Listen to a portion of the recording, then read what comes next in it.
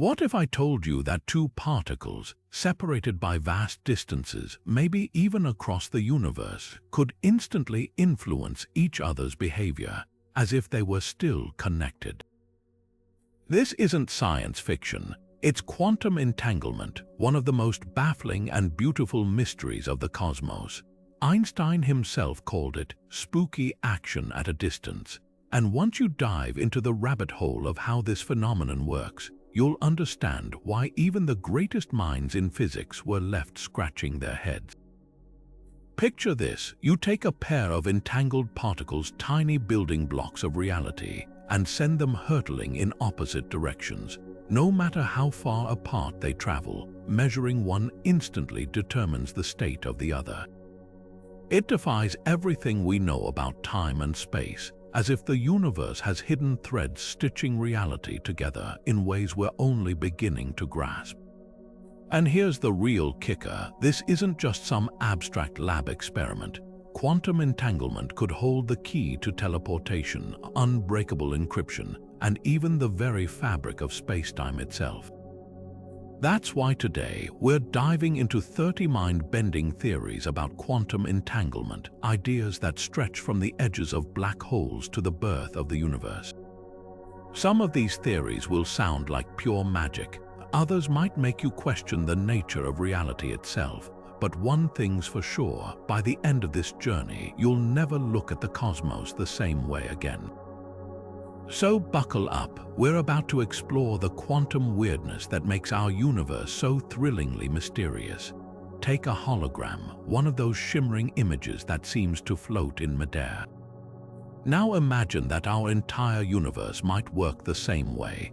A two-dimensional surface encoding all the information needed to create the three-dimensional reality we experience. That's the essence of the holographic principle, one of the most radical ideas in modern physics. And here's where quantum entanglement comes in. It might be the glue holding this cosmic hologram together. The theory gained traction thanks to physicist Leonard Susskind, who realized something astonishing.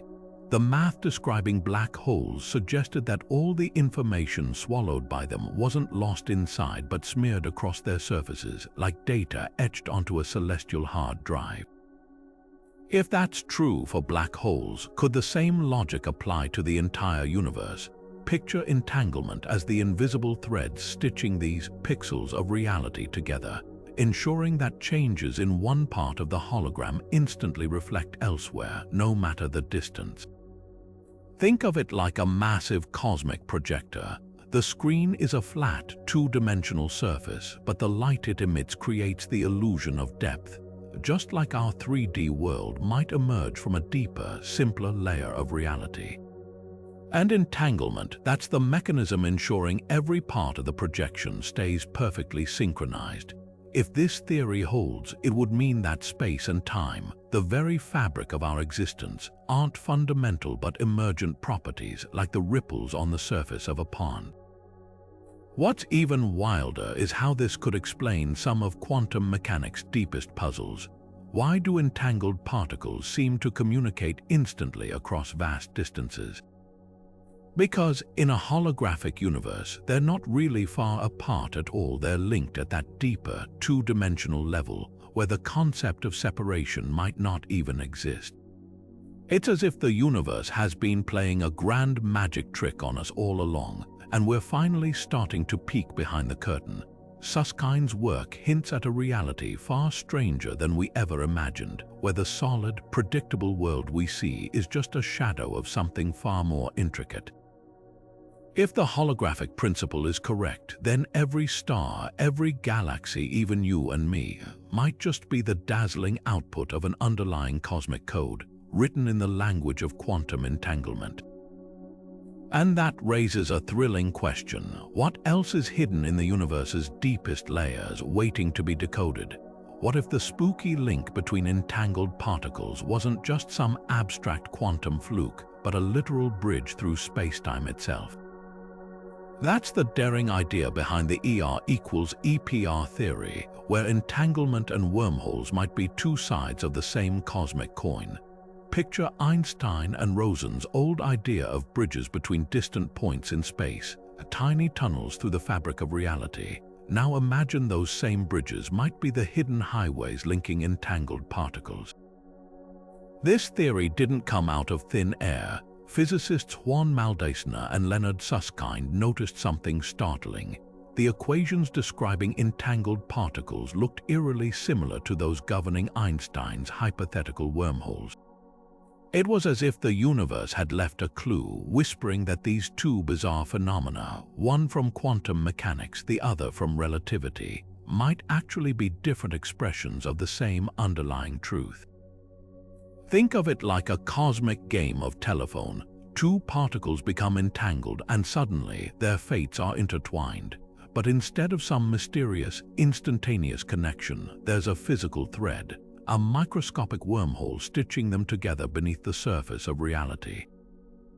Measure one particle and the influence races through this hidden tunnel, updating its partner instantly. It's as if the universe cheats distance by folding space itself, making spooky action less about magic and more about geometry we can't yet see. The implications are staggering. If entanglement is really woven from these tiny space-time bridges, it could finally unite quantum mechanics and gravity, two theories that have stubbornly refused to play nice for over a century. Wormholes, once relegated to sci-fi, might be the missing link in a grand theory of everything. And here's the kicker. This could mean black holes, those cosmic vacuum cleaners, aren't just devouring matter. They're knitting the universe together with threads of entanglement, creating a vast, invisible network beneath the cosmos. But the wildest part, this theory doesn't just explain entanglement, it reshapes how we think about space itself. Empty space, once considered a passive backdrop, might be teeming with these microscopic wormholes, a frothing quantum foam where connections form and dissolve in fractions of a second. It's a universe where nothing is ever truly separate, where every particle might be just a handshake away through hidden corridors in spacetime. And if that's true, the fabric of reality might be far more intricate and far more connected than we ever dreamed. Now let's tackle a theory that flips the script on how our familiar, solid reality emerges from the fuzzy quantum world. It's called Quantum Darwinism, and no, it's not about tiny evolving particles. Instead, it suggests that the universe has its own way of selecting which quantum states survive and become the classical world we see around us. At the heart of this idea, entanglement isn't just a weird phenomenon, it's the sculptor carving reality out of quantum chaos. The brain behind this theory, physicist Wojciech, realized something profound.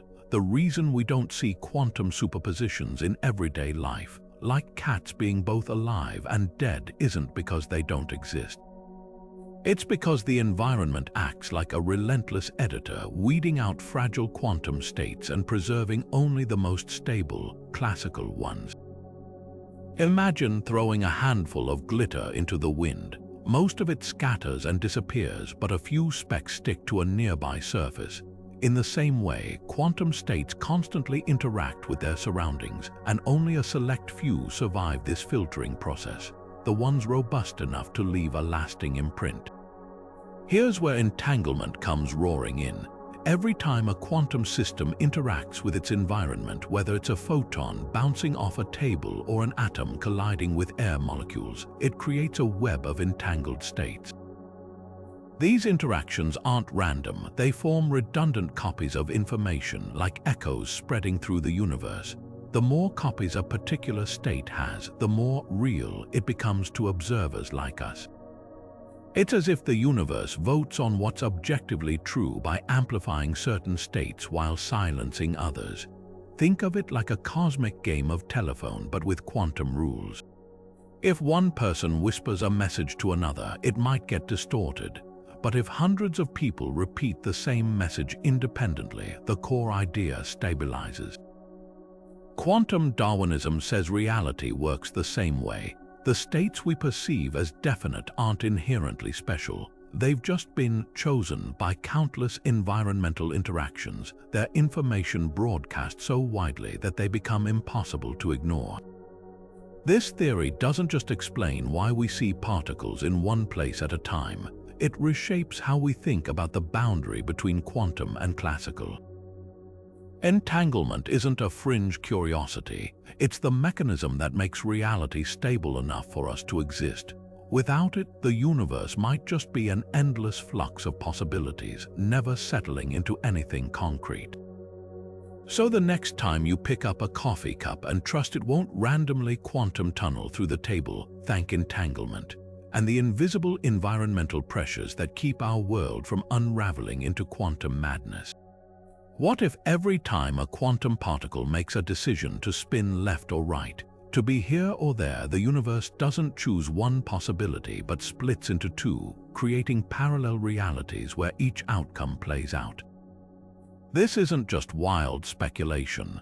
It's the many worlds interpretation, a theory so audacious it suggests entanglement isn't just linking particles, it's weaving an infinite tapestry of branching universes. The idea came from a young physicist named Hugh Everett in the 1950s who dared to ask, what if quantum superpositions never collapse? What if, instead of particles settling into a single state, every possible outcome actually happens just in separate, newly minted realities?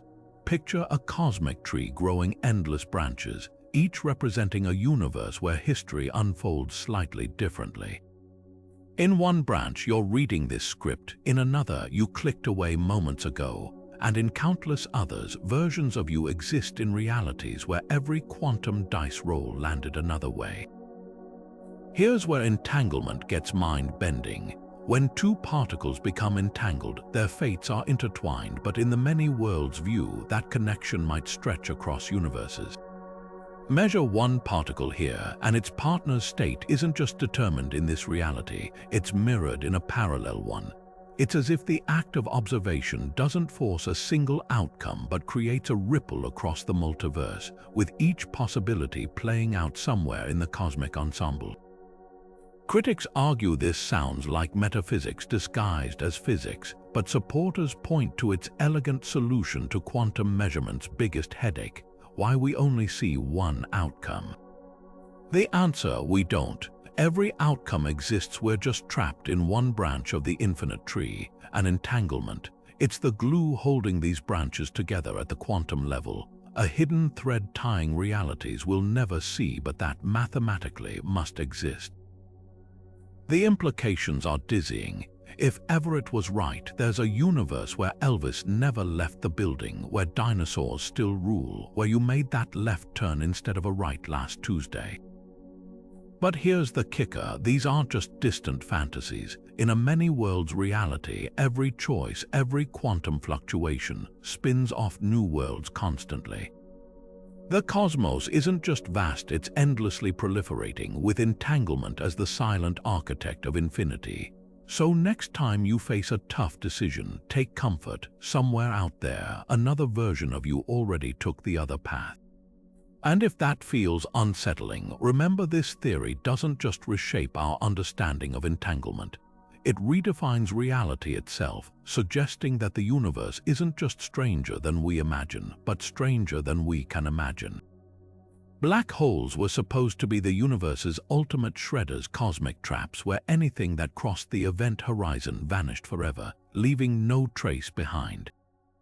But Stephen Hawking's groundbreaking work in the 1970s revealed a terrifying flaw in this picture.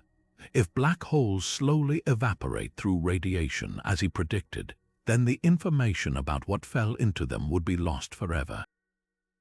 That violates one of quantum mechanics' most sacred rules: information can never be destroyed. This contradiction became known as the black hole information paradox, and for decades it pitted general relativity against quantum theory in a battle with no clear winner. Enter quantum entanglement. In the last few years, physicists have uncovered a startling possibility.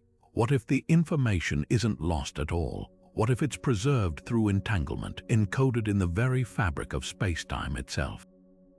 The idea hinges on Hawking radiation, the faint particles slowly leaking from black holes. At first glance, this radiation seems random, carrying no useful data. But if the escaping particles are entangled with particles inside the black hole, they might form a hidden backup system, like a cosmic USB drive storing the doomed matter's quantum signature. This revelation sparked a firestorm, most famously with the firewall paradox. If entanglement is the glue preserving information, then the event horizon, the point of no return, should be anything but calm. Some theorists argue it must be a searing wall of energy, annihilating anything trying to cross. Others counter that this contradicts Einstein's relativity, which predicts a smooth, uneventful passage. It's a deadlock that forces us to rethink the nature of spacetime itself. Recent breakthroughs in the AD/CFT correspondence, a framework linking gravitational physics to quantum field theory, hint at a way out. The math suggests that black holes might function like holograms, with all the swallowed information smeared across their surfaces. Entanglement could weave a bridge between the interior and exterior, ensuring nothing is truly lost, just transformed. It's as if black holes don't destroy information, they scramble it beyond recognition, like a cosmic encryption scheme we're only beginning to crack. The implications ripple far beyond black holes. If entanglement preserves information even in the most extreme environments, it could mean the universe has an innate failsafe, a way to prevent data loss at the most fundamental level. That's not just physics, it's cosmic reassurance that reality, no matter how chaotic, might still play by rules we can one day fully understand, and if we're right. It would mean Hawking's paradox wasn't a flaw in our theories, but a clue pointing us toward the deeper quantum structure holding the universe together. What if the spooky connections of quantum entanglement aren't cosmic quirks at all, but glitches in the code of reality itself? That's the spine-tingling premise of the simulation hypothesis, where entanglement might be the universe's way of saving processing power.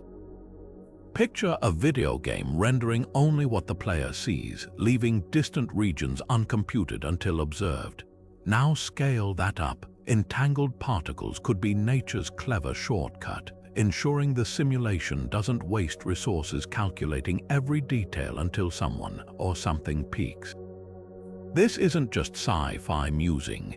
Philosopher Nick Bostrom laid the groundwork, arguing there's a statistical likelihood we're living in an advanced civilization simulation. If true, quantum mechanics oddities suddenly make eerie sense. Why does observing a particle collapse its state? Because the simulation only renders definite properties when necessary, like a game loading textures as you approach. Entanglement, that's the system linking variables efficiently. A cosmic, lazy loading technique where distant objects share data packets instead of duplicating calculations. The parallels to quantum computing are striking. In labs today, quantum bits leverage entanglement to perform multiple calculations simultaneously, a feature that could mirror how a simulated universe optimizes operations. A superintelligent civilization might use similar principles, with entanglement acting as the subroutine stitching reality together on demand. Even the randomness of quantum events fits. It could be procedural generation, the universe's way of filling in details without precomputing every outcome. But the real kicker, if entanglement is a software feature, it might leave detectable artifacts. Some theorists suggest hunting for pixelation in high-energy physics, tiny, fundamental limits to space or energy that hint at underlying computational constraints. Others propose testing whether quantum probabilities show biases, like a pseudorandom number generator repeating patterns. Find those anomalies and we might stumble upon the universe's source code. Of course, not everyone buys the simulation argument. Critics call it unfalsifiable metaphysics, a high-tech repackaging of age-old solipsism. Yet, even if it's wrong, the hypothesis forces us to ask profound questions. Why does entanglement exist? Is the universe optimized for efficiency? And if we're not in a simulation, what other explanation could account for quantum mechanics' bizarre, code-like behavior? Whether you find the idea thrilling or unsettling, one thing's certain: it turns entanglement from a scientific puzzle into a potential clue about the very nature of existence. What if the weirdness of quantum entanglement isn't about the particles themselves, but about us, the observers, trying to make sense of them? That's the radical premise of quantum Bayesianism, or cubism, a theory that flips the script on everything we thought we knew about entanglement. Forget spooky action at a distance. Here, entanglement isn't some mystical connection between particles. It's a reflection of our own uncertainty, a mathematical tool that helps us navigate a universe that refuses to play by classical rules. At its core, cubism treats quantum probabilities not as objective features of reality, but as personal beliefs, like betting odds in a cosmic casino. When you hear that entangled particles are linked, cubism says that's just shorthand for how our knowledge of one particle updates our expectations about the other.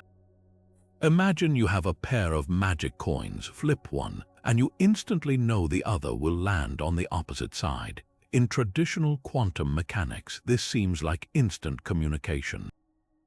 But for cubists, it's just a quirk of probability. The coins were always correlated in your mental model of the system, not in some invisible quantum thread. This perspective solves some of quantum theory's stickiest problems.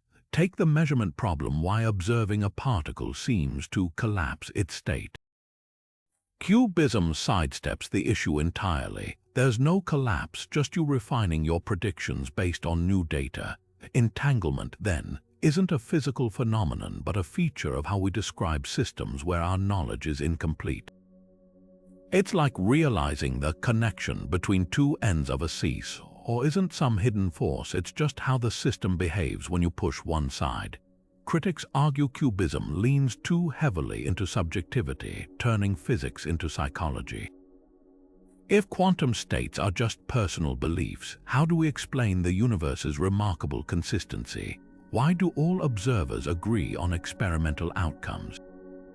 Cubists fire back. Shared experiences emerge because we all interact with the same underlying reality, even if our descriptions differ. Think of it like weather forecasts. Different models might predict rain with varying confidence, but the storm either comes or it doesn't. The key is that cubism doesn't deny reality exists. It just acknowledges that our access to it is always filtered through probabilities. Where this gets truly mind-bending is in its implications for entanglement experiments. In the cubist view, when Alice measures her particle and instantly knows Bob's result, no signal travels between them. Instead, Alice's measurement simply updates her expectations, like solving half a crossword puzzle and suddenly seeing how the other half must fit. The spookiness vanishes when you accept that quantum mechanics isn't describing the world as it is, but as we find it. Cubism remains controversial, but its power lies in its simplicity. By placing the observer front and center, it demystifies entanglement without invoking parallel universes, hidden variables, or wormholes. It's a reminder that science isn't just about uncovering nature's secrets, it's about building tools to navigate them. And in a quantum world that often feels alien, sometimes the most profound insight is this: the universe doesn't owe us intuitive answers. It's our job to ask better questions. Imagine if quantum entanglement wasn't about particles whispering to each other across space, but instead involved negotiations stretching through time itself. That's the bizarre yet brilliant idea at the heart of the transactional interpretation, where entanglement isn't a link but a handshake, one that reaches backward and forward in time to seal the deal. Proposed by physicist John Cramer in the 1980s, this theory dares to rewrite the rules of cause and effect, suggesting that quantum events aren't just determined by what's happening now, but by echoes from the future.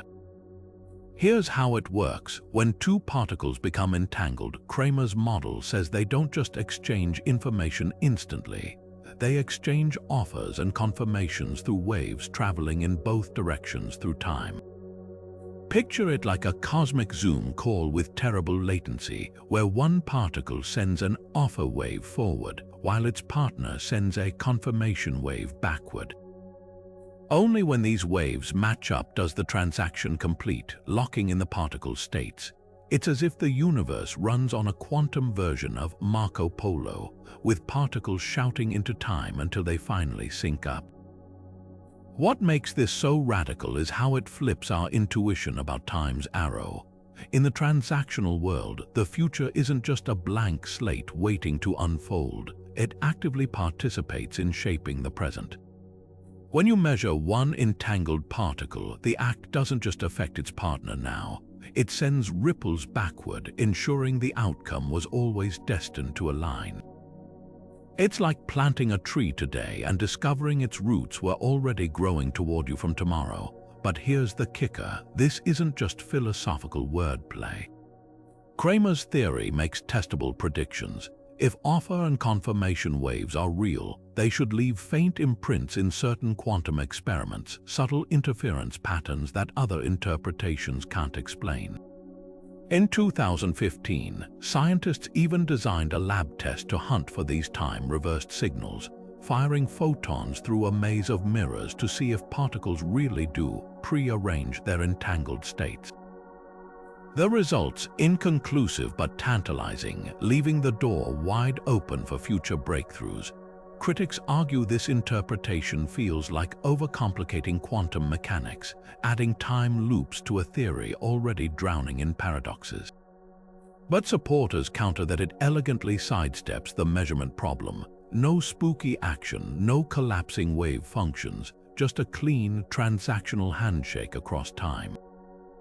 It turns entanglement from a mystery into a negotiation, where particles don't defy the rules of causality, they just bend them into a circle.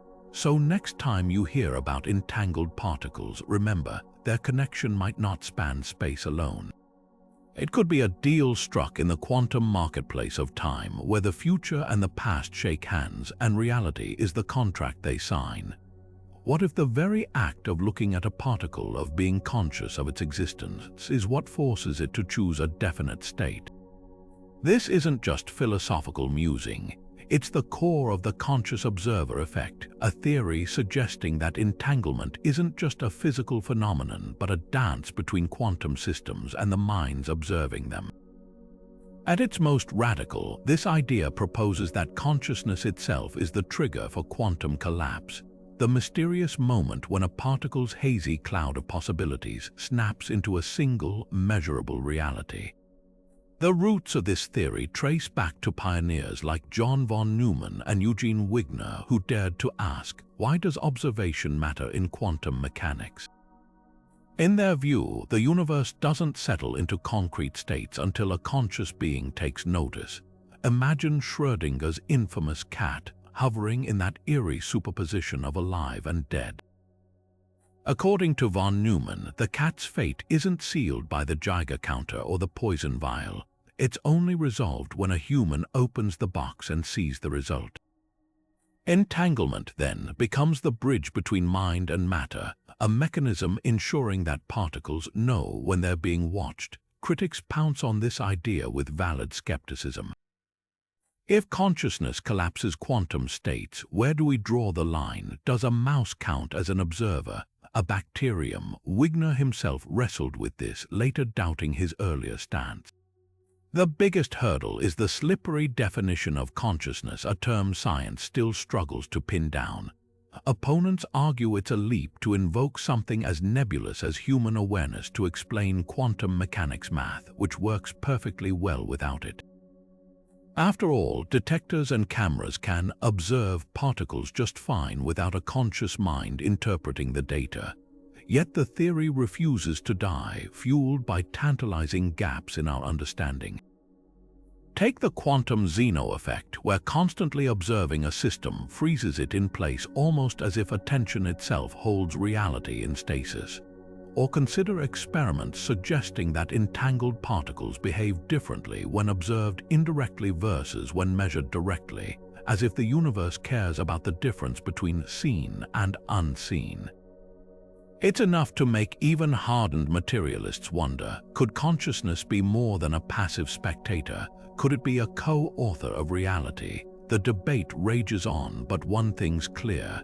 If the conscious observer effect holds even a grain of truth, it blurs the boundary between physics and philosophy.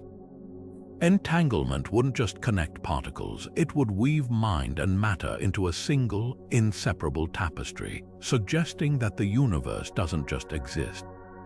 It's performed every time we look, and that raises a haunting question. What else might be waiting, undefined, until we finally turn our attention its way? Imagine the universe as a hologram, not just a 3D projection, but a cosmic cheat code where everything happening inside a vast, warped space can be perfectly described by a flat, 2D surface dancing at its edges. That's the radical promise of the AD/CFT correspondence, a theory so profound it rewrites the rules of reality itself. At its heart, entanglement isn't just a feature of this duality. It's the secret language translating between dimensions. The idea emerged in the late 1990s from physicist Juan Maldacena, who discovered a startling mathematical equivalence. On one side, you have a higher dimensional realm called anti-de Sitter space AD/S, a cavernous universe where gravity bends spacetime into strange hyperbolic shapes. On the other, a lower dimensional boundary governed by a conformal field theory CFT, a flatland where particles and forces interact without gravity at all.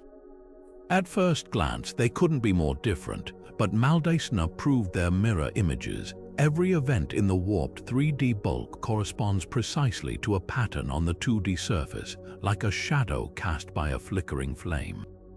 Here's where entanglement becomes the star of the show. The math revealed something mind-blowing. The deeper you go into the AD/S bulk, the more entangled the degrees of freedom on the CFT boundary become. It's as if entanglement isn't just a side effect, it's the scaffolding holding the holographic illusion together.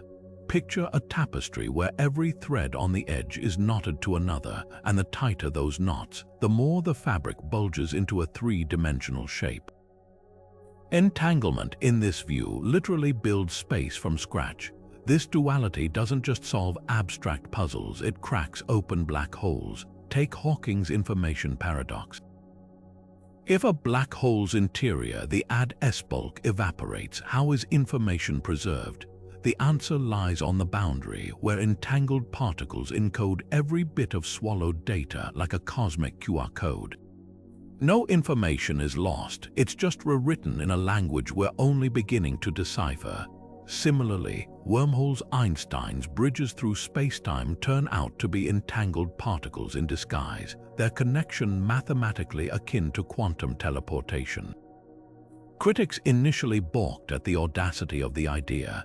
How could a flat, gravity-free surface possibly describe a universe with black holes and collapsing stars? But experiment after experiment, albeit in theoretical labs, confirmed Maldacena's equations. Even more astonishing, the correspondence suggested that spacetime itself might be emergent, a holographic mirage generated by quantum entanglement. It's as if the universe runs on a hidden operating system with entanglement as its fundamental code. Practical applications are already bubbling up. The AD/S/CFT correspondence has become a Rosetta Stone for physicists, translating unsolvable problems in quantum field theory into tractable ones in gravitational physics, and vice versa. Condensed matter researchers use it to model exotic materials, while quantum computing pioneers see a blueprint for fault-tolerant systems. But the grandest implication: if this duality holds, it means the universe isn't just stranger than we imagined. It's stranger than we can imagine, a holographic masterpiece where every pixel is woven from entanglement's invisible threads. So the next time you look at the night sky, remember, the vast three-dimensional cosmos might just be the universe's grand illusion. The real action could be playing out on a distant, two-dimensional horizon where entangled particles dance to the tune of reality's deepest laws. And if that's true, we're not just observers of the universe, we're participants in a holographic symphony with entanglement conducting the score. What if space and time aren't fundamental at all, just illusions woven from a deeper, quantum layer of reality? That's the jaw-dropping premise of the emergent spacetime hypothesis, where entanglement isn't just a phenomenon in the universe, it's the very loom knitting the fabric of existence together. At the heart of this idea is physicist Brian Swingle's groundbreaking work, revealing how the geometry of spacetime might arise from something far stranger, a vast, tangled web of quantum connections that don't occupy space but create it.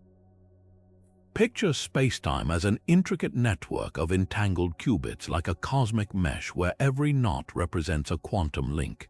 Swingle showed that the strength and pattern of these entanglements could mathematically mimic the curvature of spacetime itself. The more densely two regions are entangled, the closer they appear in space. The weaker the entanglement, the greater the distance between them. It's as if the universe is running a cosmic version of linked spreadsheets where the cells don't store data, they define the very structure of reality. This isn't just abstract theorizing. The math hints at something profound. Gravity, the force that shapes stars and galaxies, might emerge from entanglement entropy, a measure of quantum disorder. Imagine two friends sharing a secret. The more entangled their knowledge, the stronger their connection. Now scale that up to cosmic proportions. The gravitational pull between two black holes could literally be the universe's way of counting their entangled quantum states. It's a staggering thought. Einstein's warped spacetime might just be the universe's ledger, balancing quantum ledgers in the background. The implications for quantum gravity are revolutionary. For decades, physicists have struggled to reconcile general relativity with quantum mechanics, but if spacetime is emergent, the conflict vanishes. There's no need to quantize gravity because gravity isn't fundamental, it's a side effect of deeper quantum processes. Think of it like temperature. We feel it every day, but it's not a basic force. It emerges from the frenetic motion of atoms. Similarly, spacetime could be the collective behavior of countless entangled qubits, vibrating in ways we perceive as distance, time, and even the pull of a black hole. Experiments are already testing these ideas. Lab setups using holographic superconductors, materials where electrons behave like they're living in a higher dimensional space, have shown entanglement patterns mirroring gravitational effects.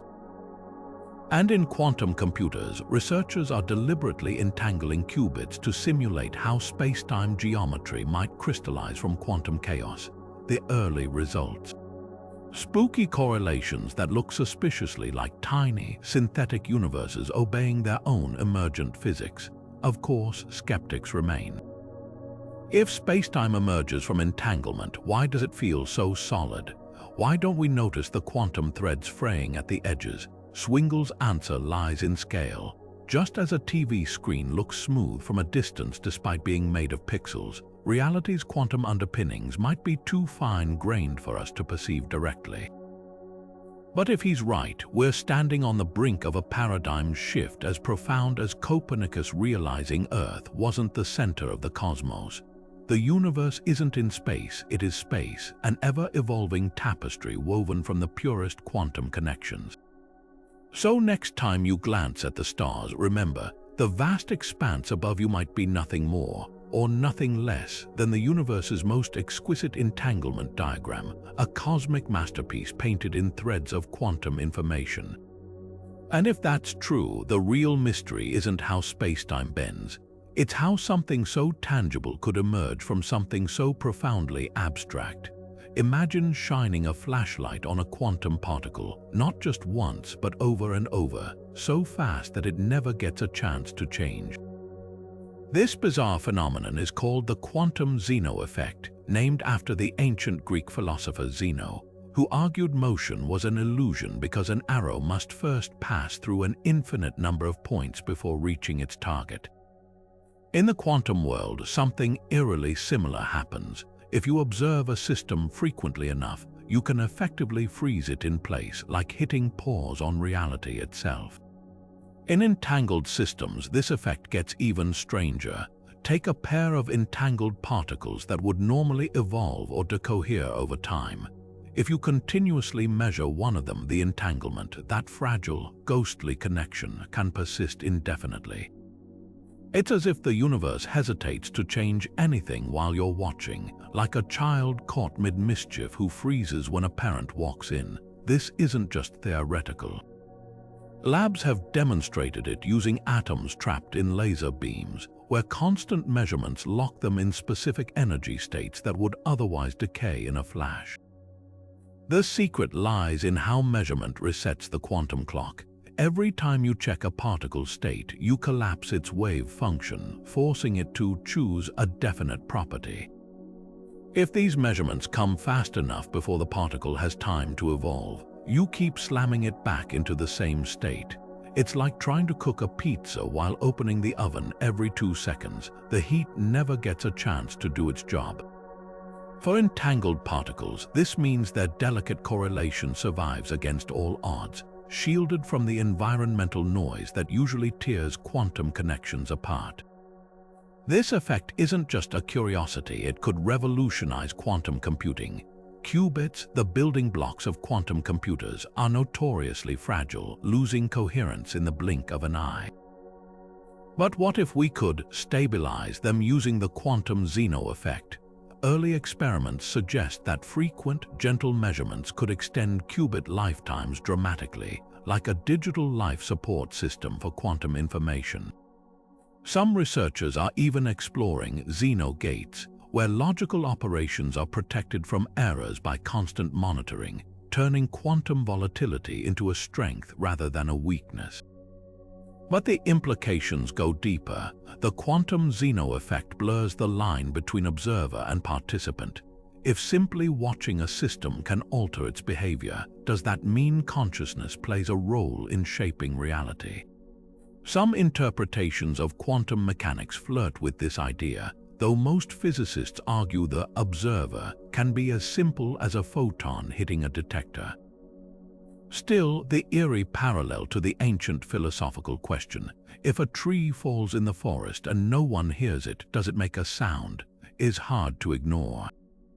At its core, this effect reveals just how malleable the quantum world is. Entanglement, often seen as a fleeting connection, can be hardened into something enduring through sheer persistence. It's a reminder that in the subatomic realm, reality isn't fixed, it's a negotiation, and sometimes all it takes is a steady gaze to tip the scales. What if the strangeness of quantum entanglement isn't about particles having secret, absolute properties, but about the way they relate to one another? That's the radical shift proposed by relational quantum mechanics, a framework where entanglement isn't some mystical bond but a reflection of how systems interact, with no single, true state independent of those connections. Italian physicist Carlo Rovelli, the architect of this theory, doesn't just tweak quantum mechanics, he rewrites the rulebook, suggesting that reality itself is a network of perspectives, not a collection of fixed objects. At its core, this idea challenges the way we think about measurement. In traditional quantum mechanics, observing a particle collapses its wave function into a definite state. But Rovelli asks, definite for whom? If Alice measures an entangled particle and sees it spin up, while Bob, light years away, measures its partner and finds it spin down, who's right? Relational quantum mechanics says both are, because properties like spin or position aren't inherent to the particles alone. They exist only in the context of the interactions between systems. It's like asking whether a glass is half full or half empty. The answer depends on who's looking, and neither perspective is more real than the other. This perspective dissolves some of quantum theory's thorniest paradoxes. Take Schrödinger's cat, famously both alive and dead until observed. In Rovelli's view, the cat isn't in some ghostly superposition. It's just that its state relative to the experimenter hasn't been determined yet. Meanwhile, relative to the cat itself or the air molecules in the box, its state might already be settled. Entanglement, then, isn't action at a distance. It's a mismatch in perspectives that gets resolved when systems interact. Picture two friends texting from different time zones. One says good morning while the other replies good night. Neither is wrong. Their statements only make sense within their own frames of reference. Critics argue this approach trades one mystery for another. If reality is just a patchwork of relational truths, how do we explain the universe's stunning consistency? Why do all observers eventually agree on experimental outcomes? Rovelli's answer lies in the relational networks that emerge when systems interact repeatedly. Over time, these interactions sync up, creating shared facts, much like how two clocks initially out of phase might eventually agree once they're connected to the same timekeeping system. It's not that absolute reality doesn't exist, it's that we only ever access it through these local relational windows. Where this gets truly mind-bending is in its implications for entanglement experiments. When Alice and Bob measure their entangled particles, their results aren't predetermined or telepathically linked. They're co-created by the act of measurement itself, with each outcome valid only within its own relational context. The spookiness vanishes when you realize there's no single, God's-eye view of the universe insisting the particles must match. Instead, the correlations emerge naturally from the web of interactions, like dancers responding to the same rhythm without needing to whisper cues across the ballroom. Rovelli's theory doesn't just reshape entanglement, it redefines objectivity. In this view, science isn't about uncovering an observer-independent reality, but mapping the invariant patterns that hold across relationships. It's a humbling reminder that the universe might not care about our craving for absolutes. Instead, it offers something more subtle, a cosmic conversation where every interaction adds a new thread to the tapestry of reality, and entanglement is simply the art of staying in sync. What if there existed a form of matter that defies one of the most sacred laws of physics, the relentless march toward equilibrium? That's the promise of time crystals, a concept so bizarre it sounds like it's ripped from a sci-fi novel. Nobel laureate Frank Wilczek first proposed these structures in 2012, imagining a phase of matter that oscillates indefinitely without energy input, like a clock that ticks forever without ever being wound. At first glance, this seems to violate the second law of thermodynamics, which insists that all systems must eventually settle into disorder. But when you weave quantum entanglement into the picture, time crystals don't just become possible, they reveal a hidden layer of reality where time itself behaves in ways we never anticipated. The magic lies in entanglement's ability to synchronize particles across space and time. In a time crystal, entangled particles arrange themselves into a repeating pattern that persists even in the system's lowest energy state. Picture a necklace of atoms where each bead spins in a precise sequence, not because of external forces, but because the quantum links between them lock their rhythms into an eternal dance. Unlike ordinary crystals, which repeat their structure in space, time crystals repeat their configuration in time, creating a heartbeat that never fades. Labs have already created primitive versions using chains of ions or diamond defects, where entanglement ensures the system never fully relaxes, defying classical expectations. What makes this revolutionary isn't just the defiance of thermodynamics, it's how entanglement reshapes our understanding of equilibrium. Normally, energy dissipates, motion slows. But in a time crystal, entanglement creates a quantum version of a Möbius strip, where the system state twists back into itself indefinitely. It's not perpetual motion in the old, discredited sense. It's a subtle loophole where the universe's quantum rules allow for stable, self-reinforcing patterns. This could rewrite textbooks, suggesting that equilibrium isn't always about stillness, but sometimes about structured dynamism, like a galaxy spinning forever in the void. The implications ripple far beyond theory. Time crystals might one day serve as fault-tolerant quantum memory, their entanglement-protected rhythms resisting decoherence. Or they could unlock new phases of matter where time itself becomes a playground for physicists. Most tantalizing, they hint that the universe might harbor other exotic states hiding in plain sight, waiting for us to tease them out with the right quantum keys. For now, time crystals stand as a testament to entanglement's power, not just to connect particles, but to bend the very rules of reality in ways we're only beginning to fathom. Imagine a grin floating in midair, detached from the cat itself, a scene straight out of Alice in Wonderland. Now picture that same eerie separation happening in the quantum world, where particles can seemingly divorce themselves from their own properties, leaving traits like spin or polarization to wander independently. This isn't fantasy, it's the quantum Cheshire cat effect, a phenomenon so bizarre it makes entanglement look almost conventional by comparison. The experiment hinges on a clever manipulation of entangled particles. Scientists prepare a pair of linked particles, then design a setup where one particle's properties, say its spin, can be detected in a different location than the particle itself.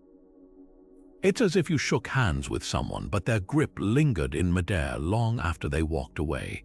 In 2013, researchers pulled this off with neutrons, splitting them from their magnetic moments, a quantum property akin to tiny bar magnets.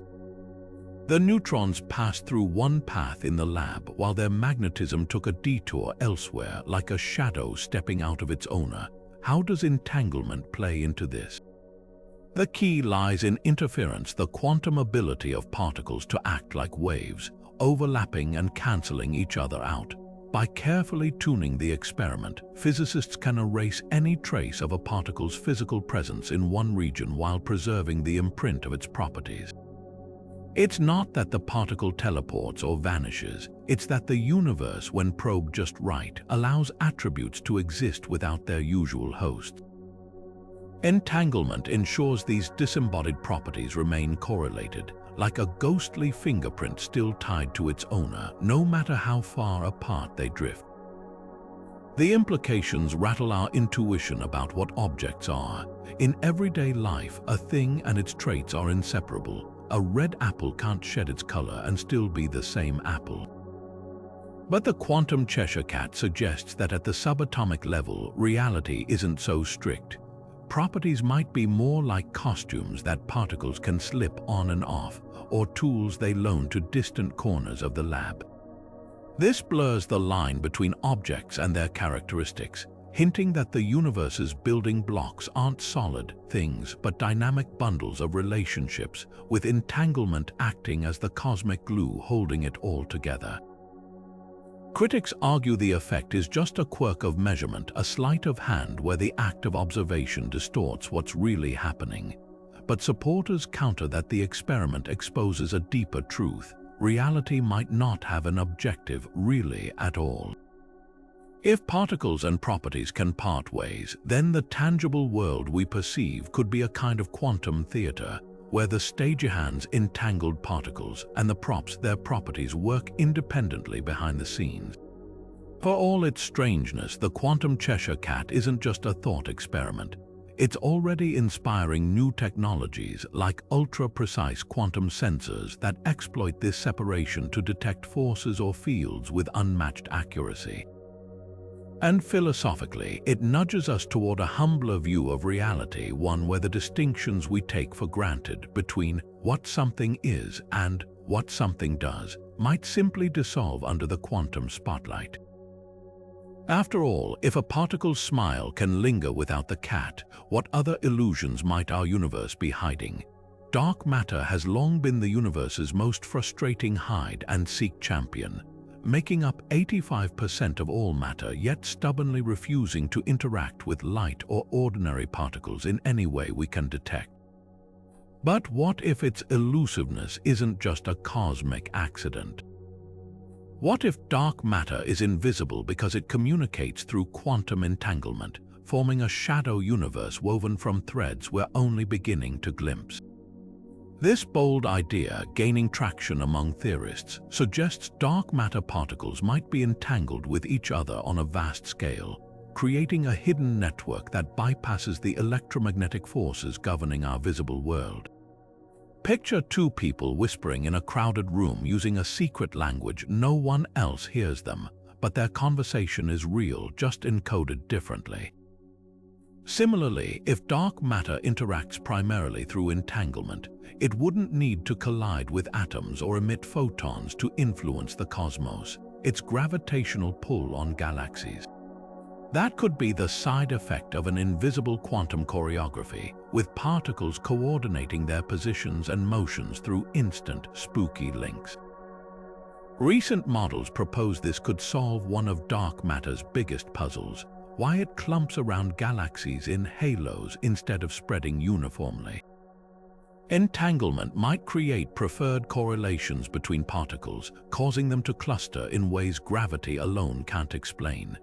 Think of it like a school of fish moving as one, not because they bump into each other, but because they're wired to synchronize. If dark matter behaves this way, its halos could be quantum patterns etched into the fabric of space. The hunt for evidence is already underway. Some experiments are searching for faint anomalies in gravitational wave detectors, where entangled dark matter might leave subtle imprints. Others are probing quantum sensors buried deep underground, hoping to catch whispers of entanglement-mediated interactions. The challenge: these signals would be unimaginably faint, like trying to hear a single note in a symphony played across light years. Yet the payoff could redefine physics, revealing that dark matter isn't just out there. It's woven into reality's quantum undercoat, whispering secrets only entanglement can translate. Critics argue this hypothesis stretches an already mysterious phenomenon to explain another. Without direct proof, it risks becoming a just-so story. But supporters counter that entanglement's non-locality. The very quality Einstein found spooky might be the perfect tool for a substance that defies local detection. After all, if dark matter really is entangled, our inability to see it isn't a failure of technology, it's a clue that we've been searching for it in the wrong language. The universe's darkest secret might not hide in the shadows, but in the quantum threads stitching them together. Could quantum entanglement, the same phenomenon that baffles physicists in sterile labs, also be humming silently inside living cells, guiding nature's most extraordinary feats? That's the thrilling question at the heart of quantum biology, a field that dares to ask whether life itself might be tapping into the spooky rules of the quantum world. Take migratory birds, for instance. Every year, creatures like the European robin traverse thousands of miles with pinpoint accuracy, as if armed with an invisible GPS. But here's the mystery: their navigation relies on Earth's faint magnetic field, far too weak to explain such precision. The controversial answer: entanglement might be their secret compass. Some scientists propose that specialized molecules in birds' eyes, called cryptochromes, could harbor entangled electron pairs. As these electrons interact with Earth's magnetic field, their quantum states shift, like a compass needle trembling north, and the bird senses this change not through classical physics, but via the instantaneous link of entanglement. It's a theory that still raises eyebrows, but lab experiments with synthetic cryptochromes show these molecules can indeed sustain quantum states surprisingly long, even in warm, wet biological environments. If confirmed, it would mean evolution stumbled upon quantum tech eons before humans even dreamed of qubits. Then there's photosynthesis, the alchemy that turns sunlight into life. Plants and bacteria achieve near-perfect efficiency in harvesting light, a feat our best solar panels can't match. The secret might lie in quantum coherence, a delicate state where energy doesn't travel in straight lines but explores all possible paths simultaneously, like a choir harmonizing across multiple notes at once. Studies on algae suggest that entangled excitons, energy-carrying particles, allow photosynthesis to sample multiple routes at lightning speed, collapsing onto the most efficient one. It's as if plants perform trillionths of a second quantum computations with every photon they absorb, a trick that could revolutionize renewable energy if we could decode it. But the most provocative idea, that entanglement might lurk within our own brains. The famous ORCH, or theory, proposed by physicist Sir Roger Penrose and anesthesiologist Stuart Hameroff, suggests that microtubules, tiny protein structures in neurons, could host quantum vibrations. When these vibrations become entangled, the theory goes, they might orchestrate consciousness itself, weaving individual moments into the seamless tapestry of awareness. Critics point out the brain is too warm and noisy for fragile quantum states, yet bizarrely, anesthetics which selectively switch off consciousness seem to disrupt these microtubule vibrations, hinting at a deeper quantum story. Of course, quantum biology remains fiercely debated. Detractors argue these phenomena could have classical explanations, or that quantum effects in biology are too fleeting to matter. Yet the evidence mounts, from enzymes leveraging quantum tunneling to speed up chemical reactions, to the uncanny precision of smell receptors possibly detecting molecular vibrations via quantum mechanics. It's as if life has been quietly exploiting quantum loopholes all along, and we're only now catching glimpses of its playbook. Whether these theories hold or crumble, one thing's certain: the boundary between quantum physics and biology is blurring. If entanglement really does hum through migrating birds, photosynthesis, or even human thought, it would mean the universe's strangest phenomenon isn't confined to labs or distant stars. It's woven into the very fabric of life. And that raises a staggering possibility. Perhaps biology isn't just subject to quantum laws, perhaps it's mastered them. David Bohm refused to accept that quantum mechanics was complete, that particles simply popped into fixed states when observed. In the 1950s, he proposed something radical. Entanglement's spooky connection wasn't magic, but evidence of forces we couldn't yet see. Imagine a boat guided by an invisible underwater current. Its path seems random until you realize the water itself holds a hidden blueprint. That's the heart of Bohm's pilot wave theory. Particles, he argued, aren't probabilistic ghosts. They're real objects with precise positions, steered by a mysterious quantum potential that permeates space like an unseen tide. When two particles entangle, their fates intertwine not through instant communication, but because this hidden wave has already woven their paths together from the start. The elegance of Bohm's idea was its defiance of quantum weirdness.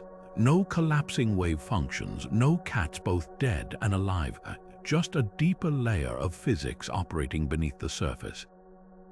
But there was a catch. This quantum potential wasn't just invisible, it was non-local, meaning it could instantly influence particles across cosmic distances without any detectable signal.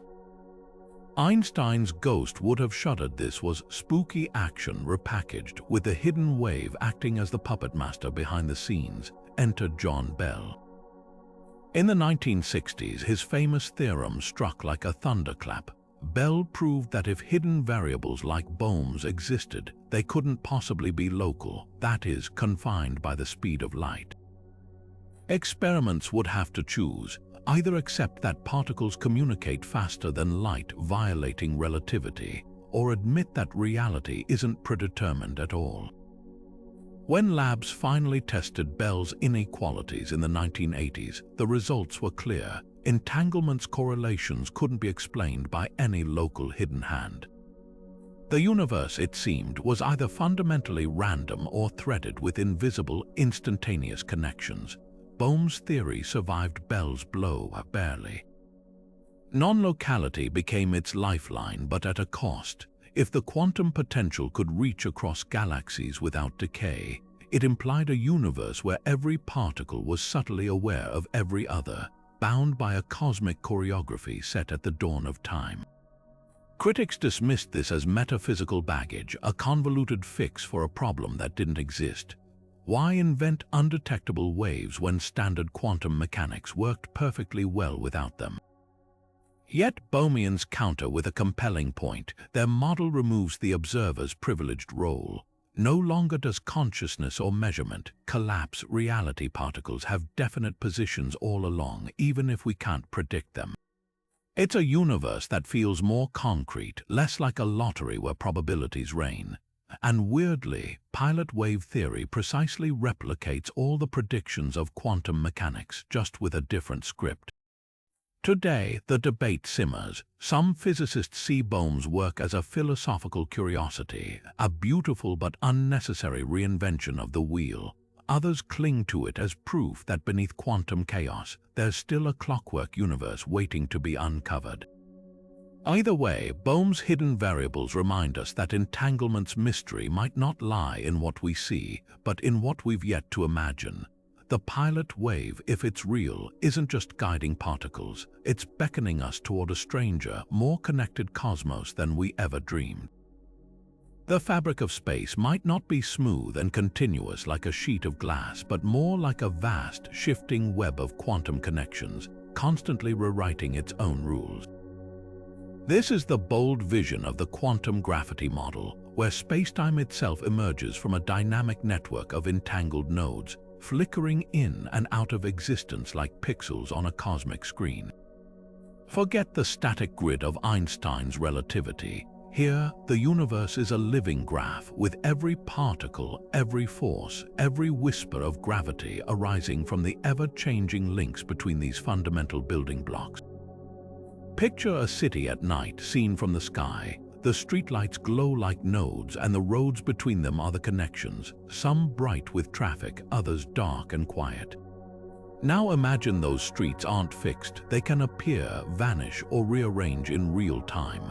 That's the quantum gravity model in a nutshell. Space isn't a stage but a dance where the dancers are the stage. At the tiniest scales, far smaller than atoms, even smaller than quarks, reality might dissolve into a frothing sea of potential connections, with entanglement determining which paths solidify into the spacetime we recognize. What makes this idea so compelling is how neatly it sidesteps the headaches of quantum gravity. In traditional approaches, marrying Einstein's smoothly curved spacetime with quantum mechanics' jittery uncertainty feels like fitting a square peg into a round hole. But if spacetime itself is built from discrete, entangled nodes, that tension vanishes. Gravity isn't a force warping a passive backdrop. It's the collective behavior of the network's shifting geometry, like the way a crowd's movement creates waves in a stadium. Black holes, they could be regions where the graph's connections become so dense they effectively freeze, trapping information in a tangled knot, the Big Bang. Perhaps just the moment the network switched on, transitioning from a chaotic, unconnected state to one where stable links began to form. This model also offers a fresh take on entanglement's role. Rather than particles being separate entities that later become linked, their connection might be primordial, woven into the graph's very structure from the start. Two electrons on opposite sides of the galaxy could appear to influence each other instantly, not because some signal races between them, but because they're fundamentally two endpoints of the same thread in spacetime's fabric. It's as if the universe runs on a quantum version of social media, where particles aren't just friends, they're nodes in a network that defines their existence. Of course, the theory isn't without hurdles. If space is a graph, what determines its rules? Why do certain connections stabilize while others flicker away? Some versions of the model suggest a cosmic analog of temperature. At high energies, the graph is hot and chaotic, with links constantly forming and breaking. As the universe cooled, stable structures like the three spatial dimensions we know emerged, much the way ice crystals form as water freezes, but proving this is another matter. Experimental signatures would be subtle, perhaps hiding in the faint noise of gravitational wave detectors or the extreme energies of particle colliders.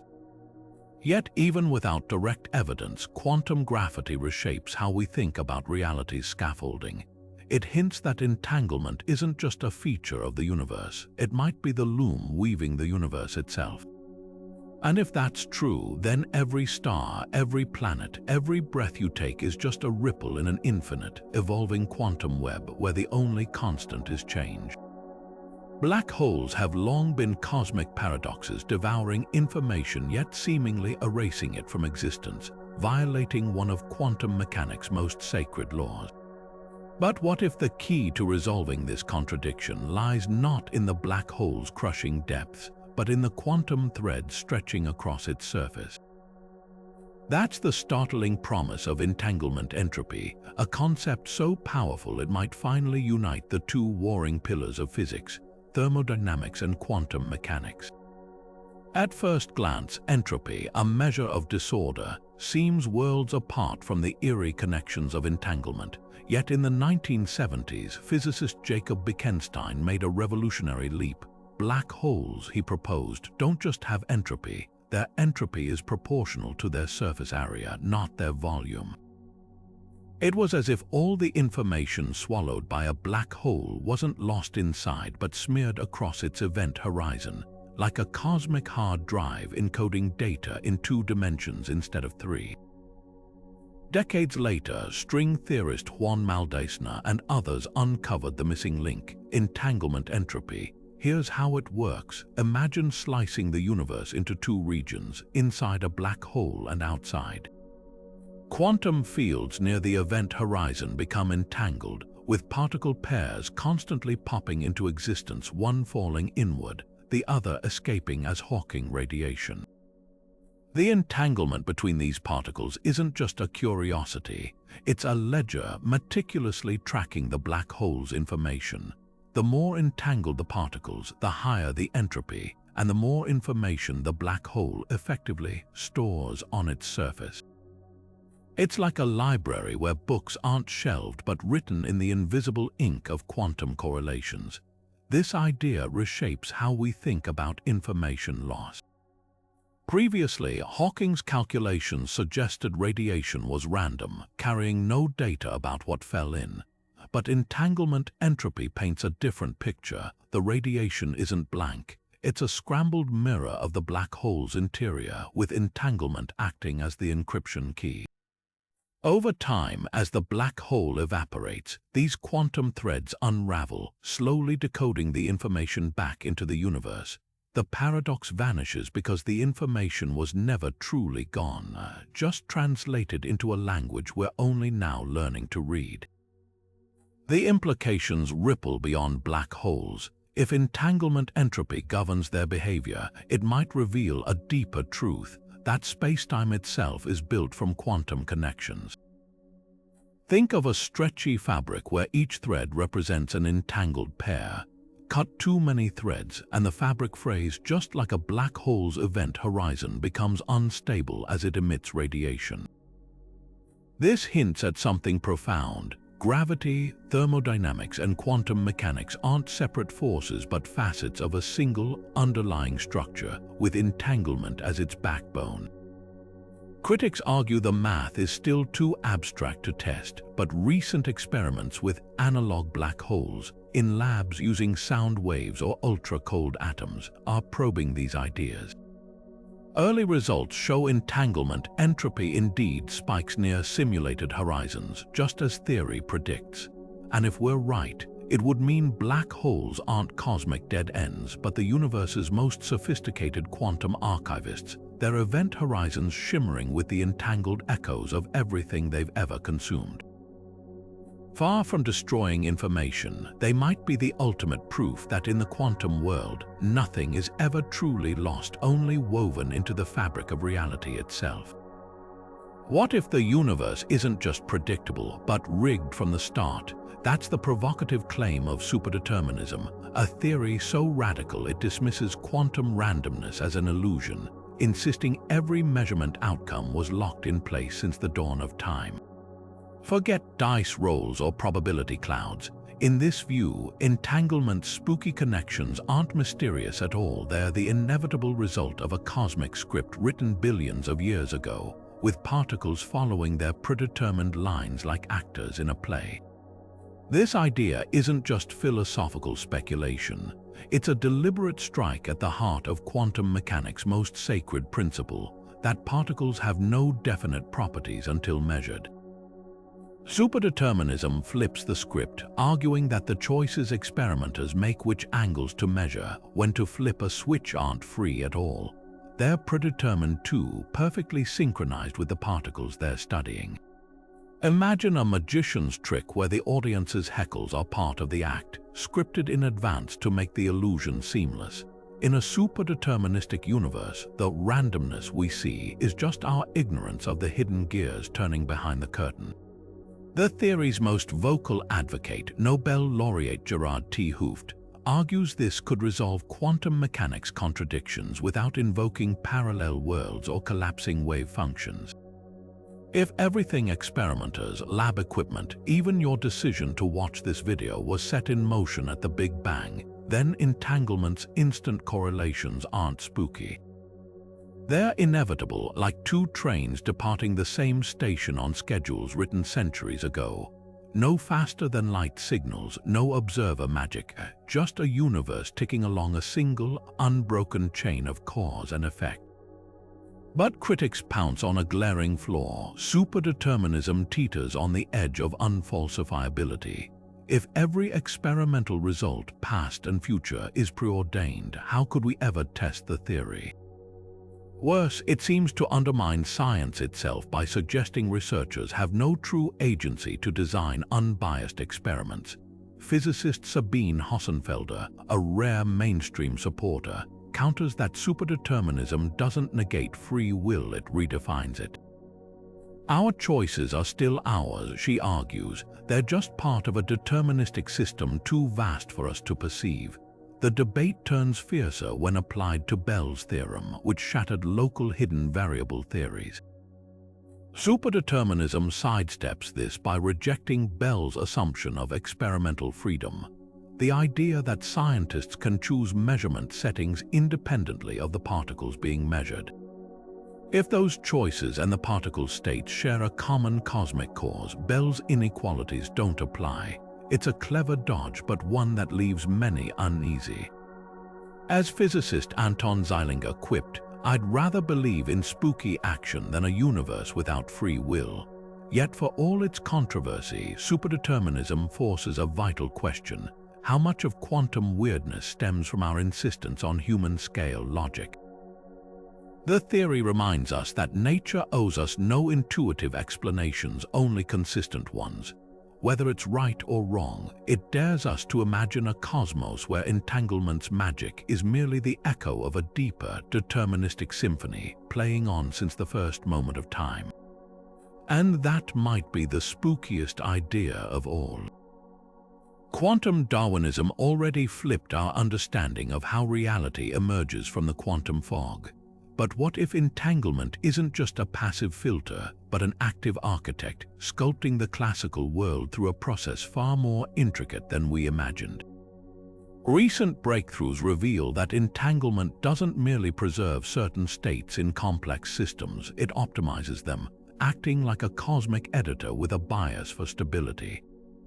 Picture a bustling city where every interaction leaves a trace. Some conversations fade instantly, while others get amplified into headlines. In the quantum realm, entanglement determines which interactions make the front page of classical reality.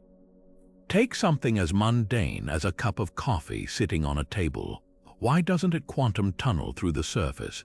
Old-school quantum Darwinism suggested environmental interactions. Select the cup's stable position by creating redundant copies of that information. But new research from teams at Chapman University and the University of Singapore shows something deeper. Entanglement patterns between the cup's molecules and the table's atoms form a hierarchical network where only the most robust correlations survive decoherence.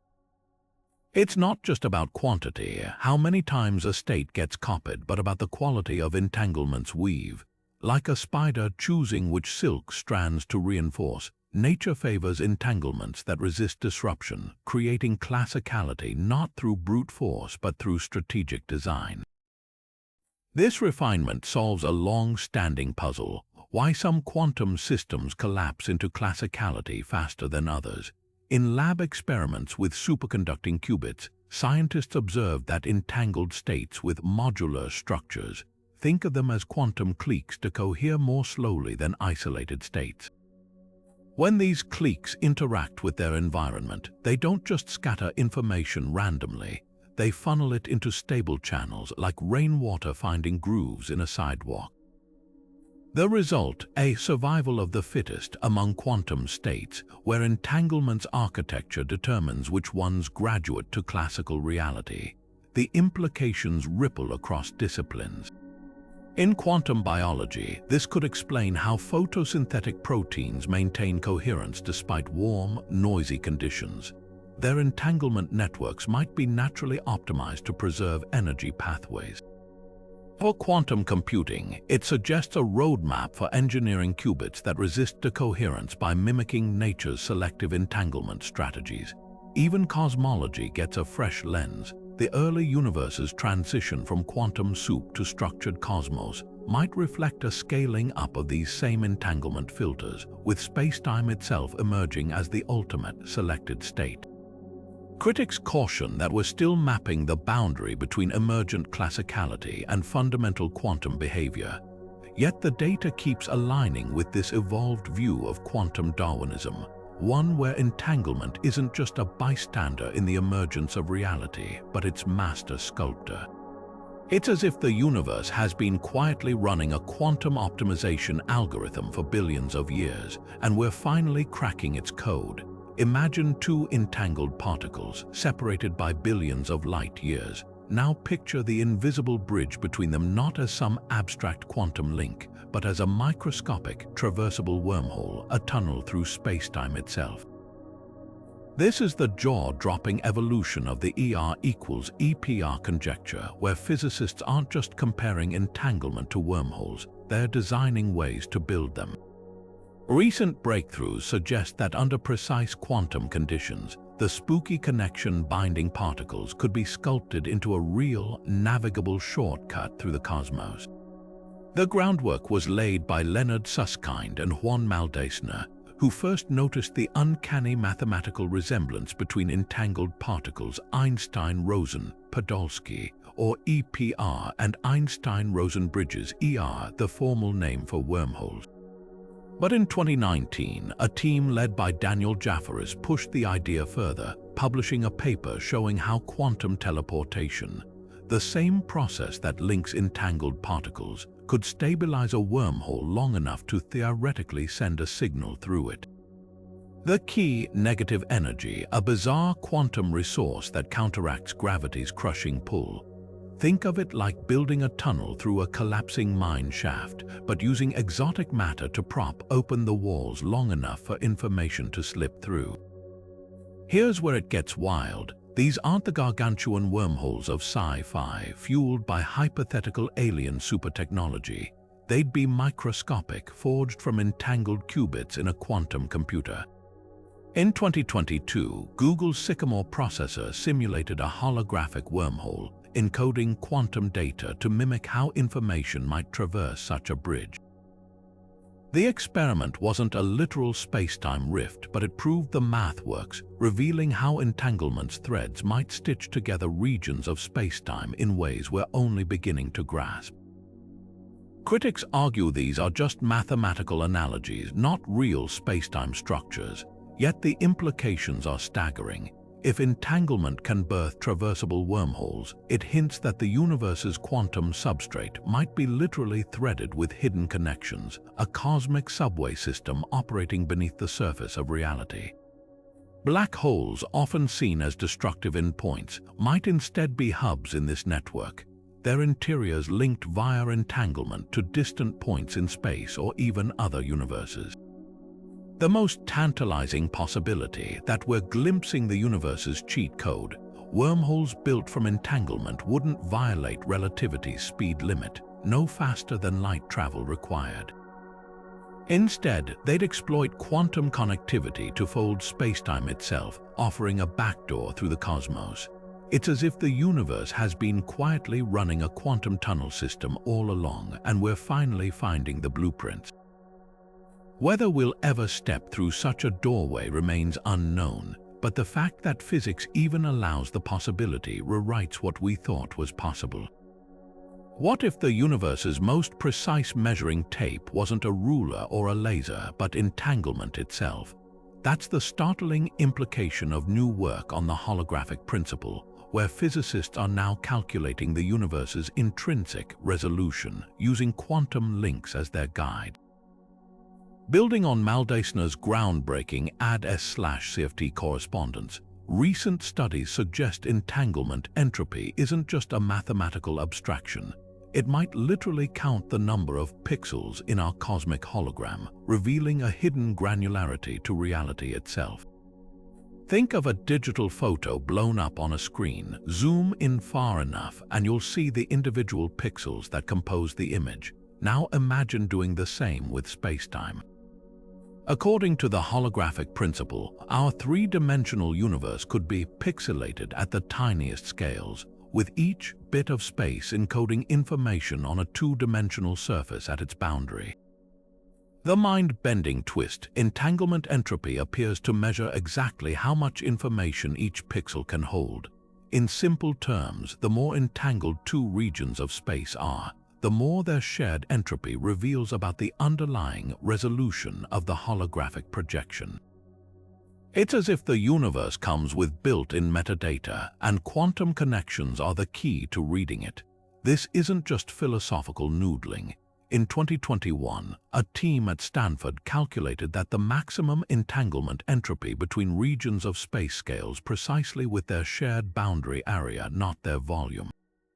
This matches the holographic principle's prediction that information in a region isn't determined by how much stuff fits inside, but by the surface area enclosing it.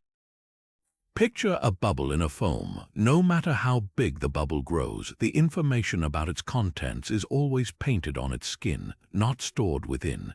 Entanglement entropy acts like a cosmic barcode scanner, tallying the data density on that surface.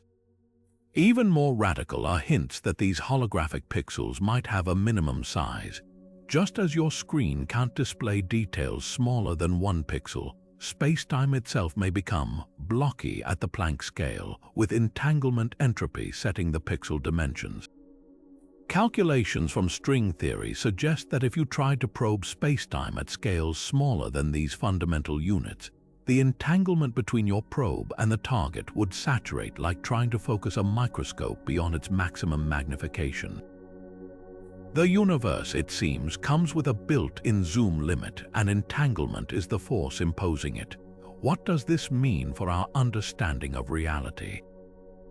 If confirmed, it would imply that the smooth, continuous space we experience is an illusion, a high-resolution projection from a lower-dimensional code where entanglement entropy serves as the compiler. Black holes, with their perfectly holographic event horizons, might just be extreme examples of a universal rule that all information is ultimately surface deep, and quantum links are the threads stitching the projection together. The implications ripple outward. Some researchers speculate that if entanglement entropy really does measure holographic pixels, we might someday use it to debug spacetime itself, identifying glitches in the cosmic code where the projection falters. Others suggest it could lead to a quantum theory of gravity, where spacetime's curvature emerges from pixel-level entanglement patterns, like the way a curved video game landscape arises from flat, interconnected tiles. Of course, skeptics remain. Without direct experimental evidence, the holographic principle and entanglement entropy's role in it remains tantalizingly theoretical. Yet as quantum sensors grow more precise, we're inching closer to tests that could detect spacetime's pixelation indirectly, perhaps through subtle anomalies in high-energy particle collisions or gravitational wave echoes. One thing's certain: if the holographic principle holds, entanglement isn't just a feature of the universe, it's the ledger keeping track of reality's deepest layer. And that means every quantum link, from lab-controlled qubits to particles separated by galaxies, might be part of a vast cosmic accounting system, quietly tallying the bits and bytes that make our universe possible. What if the glitches in quantum mechanics, those tiny, unpredictable fluctuations at the very edge of reality, aren't just random noise, but the pixelation of a simulated universe straining to render itself? The simulation hypothesis takes a wild turn when you consider entanglement not as a natural phenomenon, but as a clever compression algorithm, stitching together distant parts of the cosmos to save processing power. Think of it like a video game that only loads the graphics you're currently looking at, leaving the rest of the world in a fuzzy, low-resolution state until observed. Could the universe work the same way, with entanglement acting as the code that fills in the gaps on demand? At the heart of this idea is the Planck scale, nature's smallest possible units of time and distance, beyond which spacetime itself seems to lose meaning. These limits feel suspiciously like the resolution of a cosmic display, a built-in pixel size preventing us from zooming in further. Quantum noise, the jittery randomness at these scales, might not be fundamental at all, but the equivalent of rendering artifacts, tiny errors in the simulation's calculations. And entanglement, that could be the universe's way of lazily loading distant objects by linking them through shared data packets rather than rendering each one independently. The parallels to modern computing are eerie. Video game engines use level of detail optimization, reducing the complexity of faraway objects to save resources. In a simulated universe, entanglement might serve a similar purpose. Two particles aren't actually separate entities with instant communication. They're endpoints of a single instruction, rendered only when a measurement forces the system to commit to an outcome. It's why quantum states seem to collapse upon observation. The simulation isn't calculating every possible state of every particle in real time. It's generating results on the fly, and entanglement ensures those results stay consistent across the cosmos. Some theorists take this further, proposing that the universe's speed of light isn't a physical limit but a processing constraint, the maximum rate at which the simulation can update information between nodes. Even the holographic principle, where a 2D surface encodes a 3D reality, fits neatly into this framework.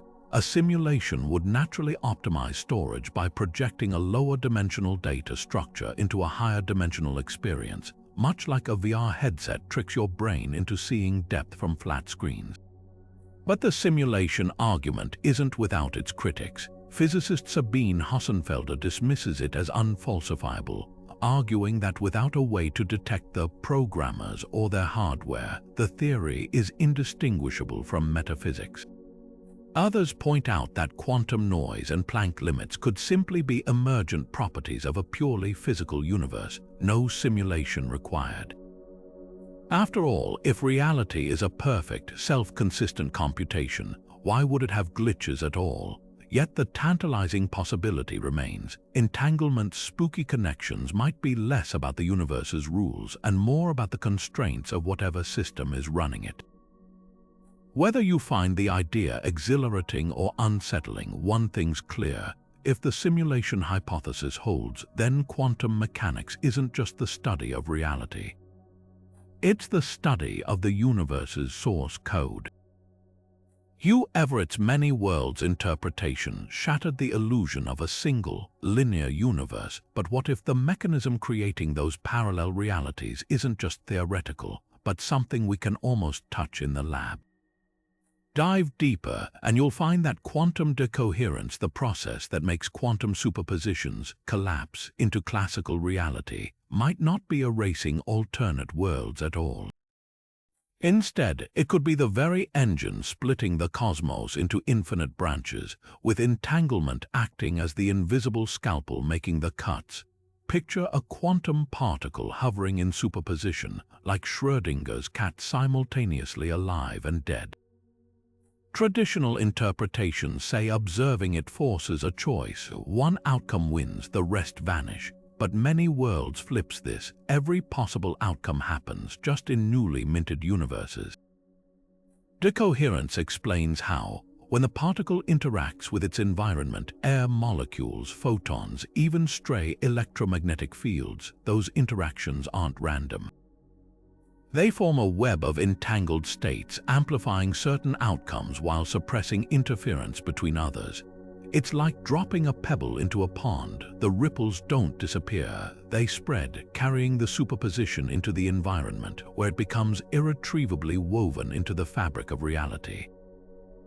The catch, once that superposition is recorded by enough entangled particles in the environment, the alternate versions cease to affect one another. They don't vanish, they just diverge like trains switching tracks, destined never to cross again. Experimentalists are now testing this radical vision. One approach involves undoing decoherence in the lab. In 2019, a team at Yale manipulated superconducting qubits to reverse environmental entanglement, effectively erasing the measurement and restoring coherence. If many worlds is correct, this wouldn't just be rewinding a quantum state, it'd be forcibly merging branches of reality that had already split. Even wilder are proposals to exploit quantum chimeras, states where a system is locally decohered, appearing classical to nearby observers, but globally still coherent, hinting at unseen parallel branches. Detecting these would imply that alternate worlds aren't hypothetical, they're lurking just beyond the edge of observation, separated by a veil of entanglement we can't yet pierce. Critics argue this stretches the math beyond its limits. If parallel worlds are real, why can't we detect their gravitational shadows or energy signatures? Proponents counter that we are detecting them every time a quantum experiment yields probabilistic results. It's proof of branches we don't witness and entanglement. That's the thread briefly connecting those worlds before they fray apart. The implications are dizzying. If decoherence spawns universes, then every quantum event, every flicker of a photon, every twist of an electron is a cosmic fork in the road.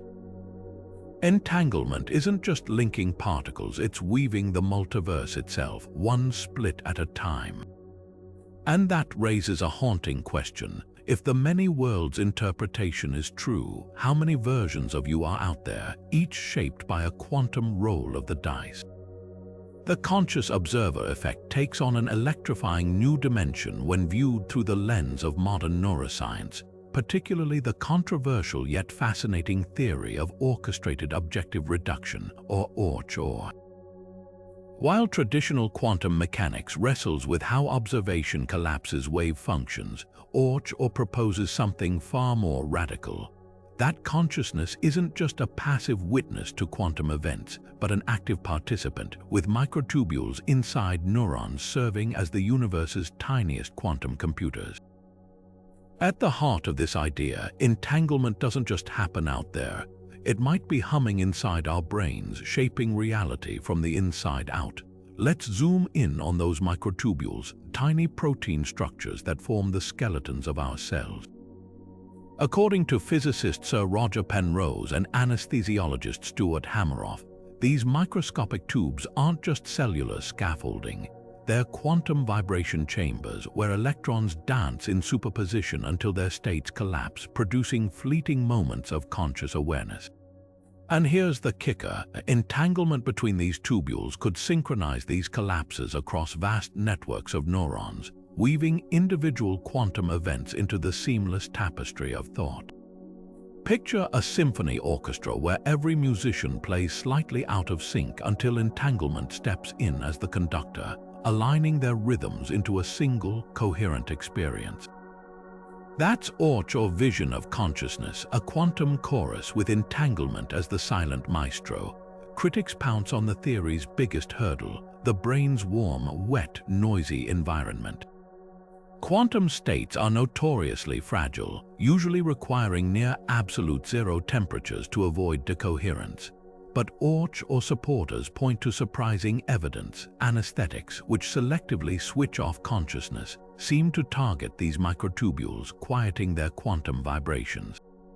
Even more intriguing, some studies suggest microtubules can shelter quantum states for biologically relevant timescales, microseconds, long enough to influence neural processes. It's as if evolution stumbled upon quantum coherence long before lab coats and cryogenic chambers, harnessing entanglement to power the most complex system we know, the human mind. Where does this leave the conscious observer effect? If OR holds water, then entanglement isn't just a phenomenon we study. It might be the very mechanism behind our ability to study anything at all. Every time you observe a quantum particle, your brain's microtubules could be entangled with it, turning measurement into a two-way street. The universe doesn't collapse into reality because we look. It collapses with us through a dance of quantum connections that span from the subatomic to the synaptic. Skeptics remain unconvinced, arguing that classical neuroscience explains consciousness just fine without invoking quantum mysteries. Yet or audacity forces us to ask a profound question. What if entanglement isn't just the universe's way of linking particles, but the secret ingredient that links physics to experience? Whether the theory ultimately proves true or not, it challenges us to imagine a cosmos where observation isn't merely a window into reality, but one of its fundamental forces. The idea that quantum entanglement might hum inside living cells seemed far-fetched a decade ago until scientists began uncovering its fingerprints in some of life's most essential machinery, enzymes and DNA. These molecular workhorses, long thought to obey classical physics, are now revealing quantum behaviors so precise they border on the miraculous. Take enzymes, nature's microscopic catalysts that accelerate biochemical reactions by mind-boggling factors. For years, biologists assumed their efficiency came from mechanical lock and key mechanisms. But recent studies suggest something far stranger, that electrons within these proteins might exploit quantum entanglement to sample multiple reaction pathways simultaneously, collapsing onto the most efficient route like a chemical GPS calculating the shortest path in real time. One groundbreaking experiment at the University of California, Berkeley, caught this in action. Researchers tracked hydrogen atoms tunneling through an enzyme called soybean lipoxygenase, a process crucial for metabolism. Classical physics says these atoms should hop between positions like a ball rolling over a hill, but the data showed something different. The hydrogen appeared to vanish from one site and reappear at another instantaneously, as if teleporting. The explanation, entangled electrons in the enzyme's active site, might create a quantum shortcut, allowing the reaction to bypass energy barriers altogether. It's as if the enzyme cheats thermodynamics by leveraging spooky connections between particles, shaving precious microseconds off reactions that keep cells alive. DNA, the blueprint of life, might also harbor quantum secrets. A controversial study from the National University of Singapore suggested that entangled protons could be zipping along the double helix's spine, enabling near-instant communication between distant segments of the molecule. Normally, damage to one part of DNA takes time to alert repair mechanisms elsewhere. But if protons are entangled, a break on chromosome 5 might instantly signal proteins near chromosome 12, like a quantum smoke alarm wired through the entire genome. Critics argue thermal noise in cells should destroy such delicate quantum states, yet lab-grown DNA strands in controlled environments show eerie coherence times long enough, perhaps, to matter biologically. The implications cascade through evolutionary biology. If entanglement aids enzyme efficiency or DNA repair, natural selection might have actively favored quantum-enhanced organisms, embedding these phenomena deeper into life's design. This challenges a core assumption that quantum effects are too fragile for warm, wet biology. But what if life didn't just stumble upon quantum tricks, it evolved to cultivate them, like a gardener tending the most delicate orchids? Not everyone's convinced. Detractors point to studies where decoherence quantum randomness collapsing into classical certainty seems too rapid in cellular conditions. Yet pioneers like Oxford's quantum biophysicists are now modeling how cellular structures, from microtubules to water molecules, might shield entanglement like a Faraday cage for quantum information. Even if the debate isn't settled, one thing's clear. The line between quantum physics and biology is blurring, revealing a living world far more nuanced and far more entangled than we ever dreamed. For decades, dark matter has been the universe's ultimate ghost, felt through its gravitational pull on galaxies but never seen or touched. Now, scientists are arming themselves with a new generation of telescopes and quantum sensors designed to hunt for something even more elusive: the faint quantum fingerprints of entangled dark matter. If this shadowy substance really is communicating through spooky connections across the cosmos, future observatories might not need to see it directly. Instead, they could trace its presence by decoding the subtle distortions it leaves on the fabric of reality itself. Imagine a telescope that doesn't just collect light but reads quantum ripples. Projects like the European Space Agency's Euclid mission or NASA's upcoming Nancy Grace Roman Space Telescope are already mapping the distribution of dark matter with unprecedented precision by watching how its gravity bends distant starlight, a technique called gravitational lensing. But if dark matter particles are entangled, their quantum links should leave unique statistical patterns in these lensing maps. Picture two entangled particles separated by millions of light years. In theory, their gravitational influence wouldn't be perfectly random but subtly coordinated, like dancers moving in sync despite being on opposite sides of a stage. Future telescopes equipped with quantum-enhanced detectors could spot these tiny correlations, revealing where dark matter's hidden quantum handshake warps spacetime in unexpected harmony. Even more radical are proposals to exploit quantum entanglement itself as a dark matter sensor. Some physicists suggest launching satellites with entangled photon pairs, beaming one half to Earth while keeping its partner in orbit. If dark matter interacts with these photons via weak but detectable quantum forces, perhaps through hypothetical dark photons, it could disturb their entanglement in measurable ways. It's like setting up a cosmic tripwire. Any unexpected decoherence in the photon pairs would signal an invisible quantum collision with dark matter. These experiments sound like sci-fi, but labs on Earth have already demonstrated similar principles using quantum networks stretching hundreds of kilometers. Scaling this up to space could turn the entire solar system into a dark matter detector, with entanglement serving as the universe's most sensitive alarm system. The real game changer, though, might come from combining these approaches with quantum simulations. Researchers are already using ultra-cold atoms in labs to mimic dark matter's hypothetical quantum behavior, tweaking entanglement parameters to match astrophysical observations. If these tabletop universes reproduce the large-scale structures we see in the night sky galaxy clusters aligned in ways classical gravity can't fully explain, it could be smoking gun evidence that dark matter's quantum threads are real. Of course, the challenges are staggering. Quantum signals degrade over cosmic distances, and distinguishing entanglement patterns from ordinary statistical noise requires precision beyond anything we've yet achieved. But the payoff would rewrite physics. Confirming dark matter's quantum links wouldn't just solve one cosmic mystery. It would expose an entirely unseen layer of reality, where the universe's darkest secrets are written in the language of entanglement. And that would mean the answers we've been seeking aren't hidden in the shadows after all. They're woven into the quantum fabric of everything. Imagine a single thread woven through every layer of reality, connecting the tiniest quantum quirks to the vast dance of galaxies.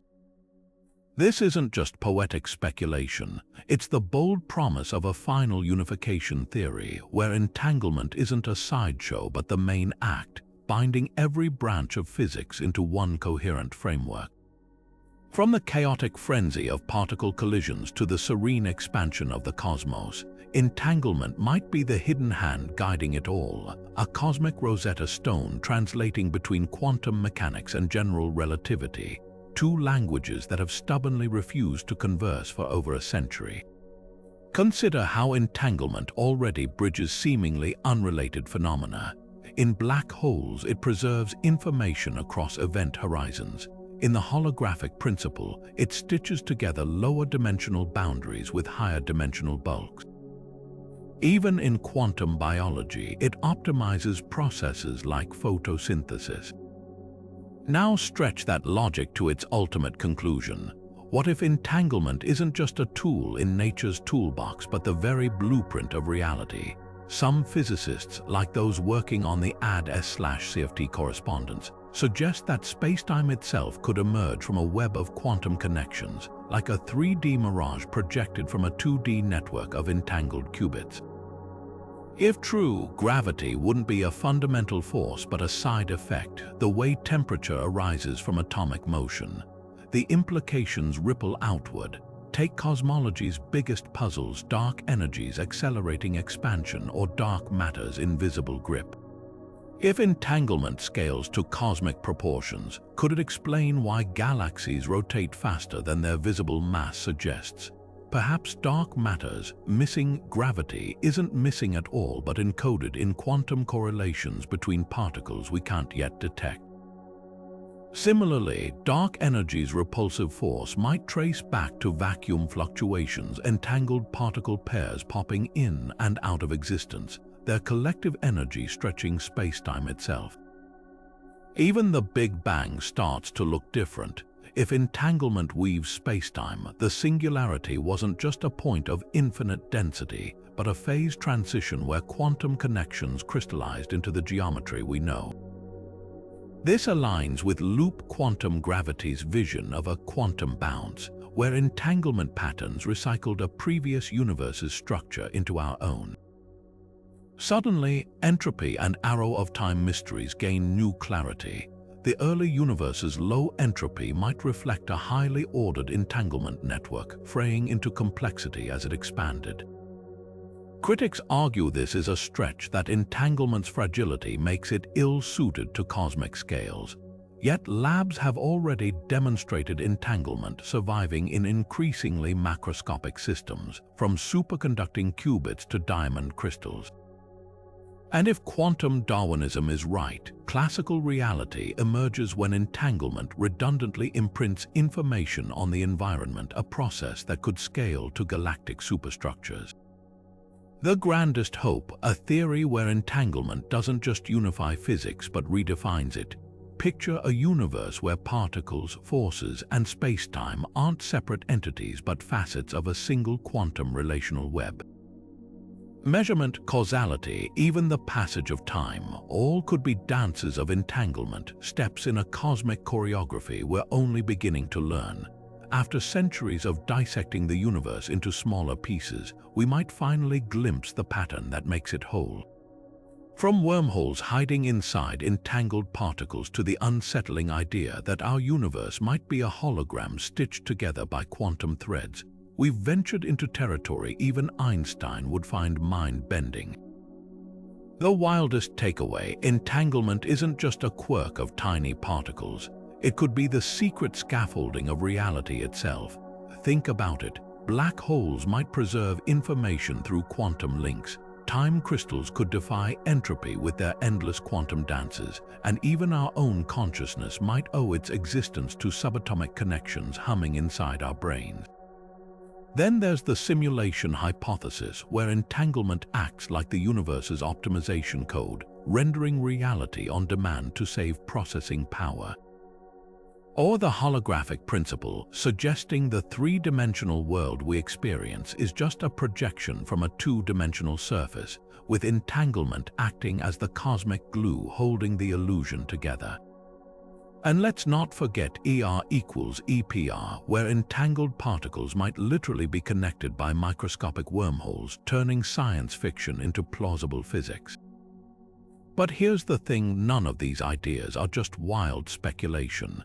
They're grounded in real math, real experiments, and real puzzles that physicists are racing to solve. Whether it's quantum biology hinting that nature's been harnessing entanglement for billions of years, or dark matter possibly communicating through invisible quantum links, the deeper we dig, the stranger the universe gets. So, which theory blew your mind the most? The holographic universe, the many worlds interpretation, or the spine-tingling possibility that we're living in an advanced civilization simulation? Drop your favorite in the comments. I'd love to hear which one keeps you up at night. And if you're hungry for more deep dives into the cosmos' biggest mysteries, hit that subscribe button. Trust me, we're just scratching the surface of the quantum weirdness shaping our reality.